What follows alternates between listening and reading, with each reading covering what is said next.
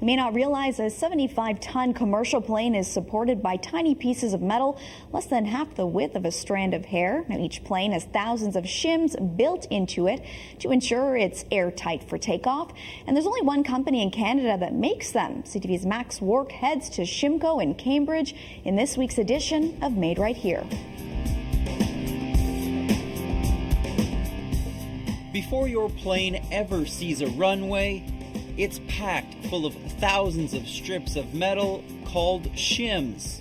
Yes, shims. When you tell people about what Shimco does, do people outside of the industry realize just how many shims go into a plane, for example? No, they're very surprised. And quite frankly, they're almost shocked that a plane does need shims.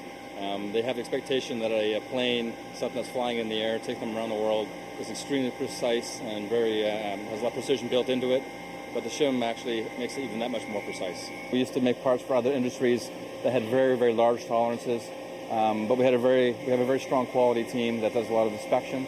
So we decided that doesn't make sense. Like, why waste the effort and the resources we have on parts that have very loose tolerance and focus on the aerospace with very tight tolerance. There are a lot of moving parts here, people milling about. Describe to me the production process. So the material typically comes to us in a foil. The foil is typically 2/1000ths of an inch or 3/1000ths of an inch. Human hair is typically about 4/1000ths of an inch, so it's about half a human hair thick. We take the foil, unroll it, apply a special glue process that we've developed, and then we cut the sheets into a certain size.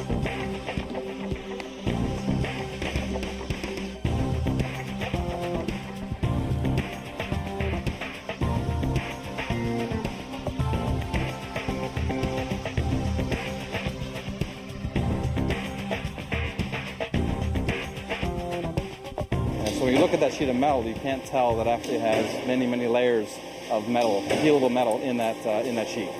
Peter, you're building down to the fractions of a millimeter. How important is precision when making a shim? These parts have to be very precise and no mistakes. So we're not allowed to send any part out of here that doesn't meet specifications. That's called an escape, and we have no escapes.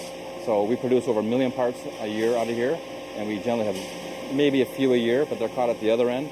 But very, very, very few escapes. No escapes to ensure a safe plane for takeoff.